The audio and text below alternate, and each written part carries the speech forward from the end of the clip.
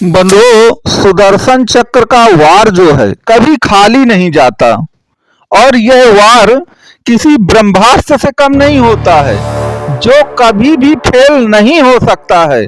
तो याद रखिए, ये ब्रह्मास्त्र जो है, यह सुदर्शन चक्र जो है, वह शनि और राहु आपको प्रदान करने जा रहे हैं।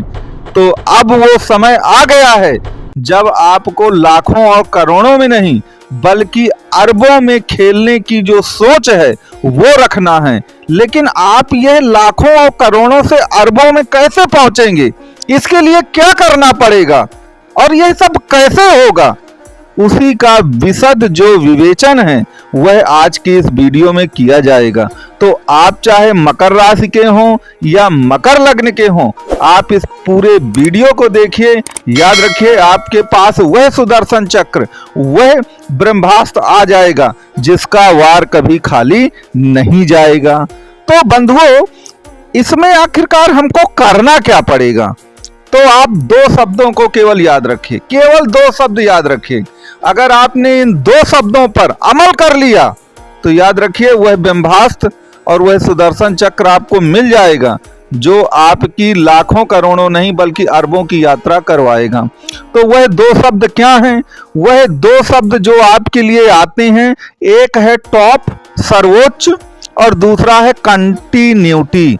अर्थात जिस भी क्षेत्र में जाना है वहां टॉपर बनना है और कंटिन्यूटी को रखना है अपने पास। ऐसा नहीं कि एक दिन ये काम किया, कल कोई दूसरा कर लेंगे, फिर 4 महीने बाद कोई तीसरा काम कर लेंगे, क्योंकि टॉप पर पहुंचना ये राहु का क्षेत्र है और कंटिन्यूटी जारी रखना, किसी काम को लगातार करते रहना, ये शनि का क्षेत्र है। तो बस शनि और राहु का जो परिवर्तन होगा आपका 2025 में, अगर आपने उनके इन दो शब्दों को अपने साथ रख लिया तो 100% आपकी बल्ले बल्ले होने जा रही हैं। क्योंकि देखिए, राहु छोटा मोटा काम तो कोई करता नहीं, वह हमेशा टॉप पर पहुंचने की कोशिश करता है।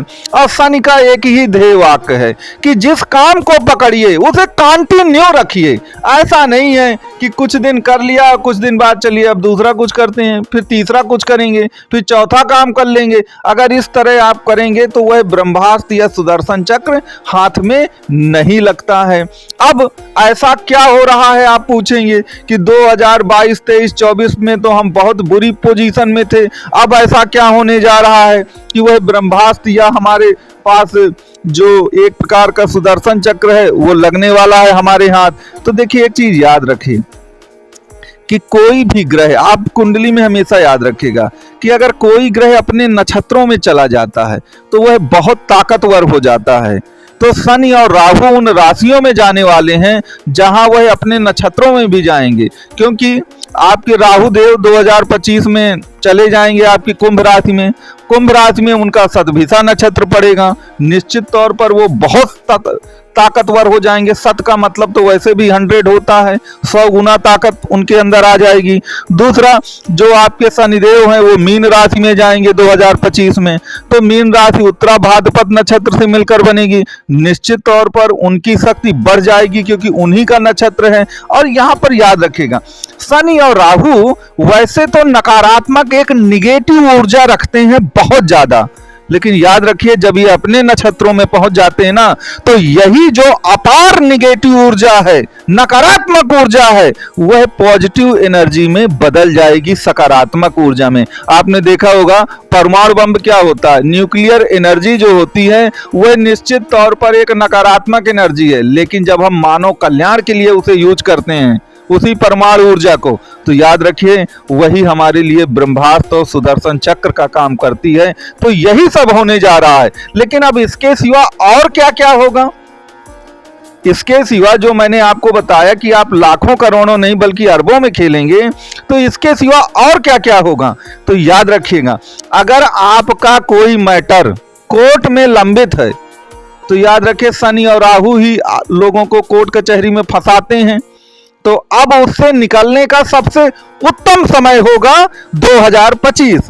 इसके सिवा मान लीजिए आपके पैसे हैं वो कहीं अटक गए हैं, पता चला कि पैसे किसी को करोड़ों रुपया दिए थे वह मिले ही नहीं है हमें, तो ये शनि और राहु उस जो फंसा हुआ धन है आपका उसको वापस दिलाएंगे। लेकिन अब इसके लिए एक चीज जरूर याद रखिएगा कि कुंडली में आपके शनि और राहु कहां पर बैठे हैं इसको देखना पड़ेगा। उसी के अनुसार रेमेडीज आप अपनाएंगे, निश्चित तौर पर आपको लाभ होगा। आप कुंडली का कोई भी कंसल्ट करना चाहें तो आपको नंबर दिया गया है।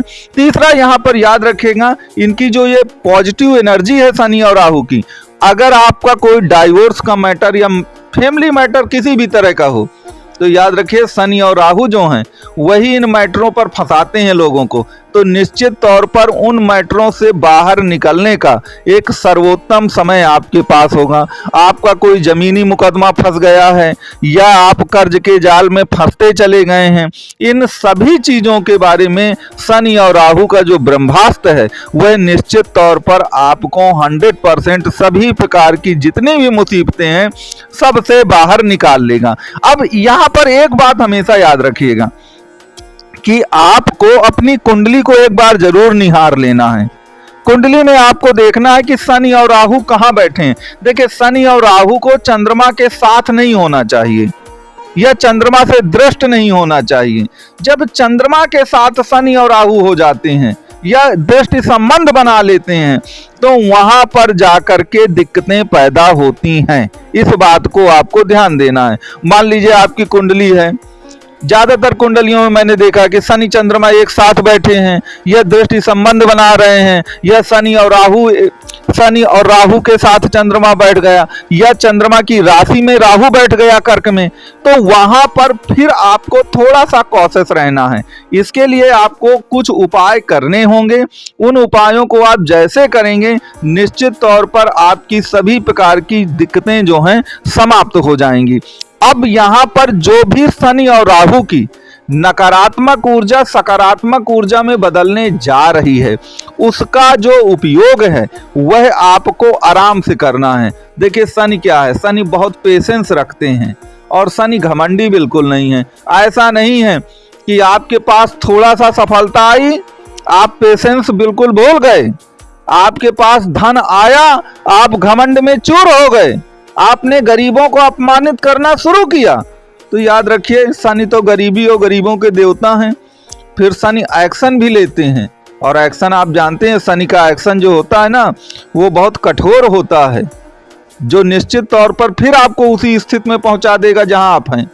तो ऐसी स्थितियां ना आए इसके लिए कुल मिलाकर के आपको ना तो अपना पेशेंस खोना, ठीक है, ना घमंड रखना, और इसके सिवा जो दो बातें मैंने आपको बताई हैं कि टॉप पर पहुंचना और काम को कंटिन्यू रखना, ये दोनों शर्तें जो हैं शनि और राहु की हैं। तो आप इनका उपयोग करिए। आपको वीडियो कैसा लगा ये मुझे जरूर बताइएगा और कुंडली से संबंधित आपका किसी भी तरह का कोई प्रश्न हो तो दिए गए नंबर पे आप कुंडली का कंसल्ट कर सकते हो।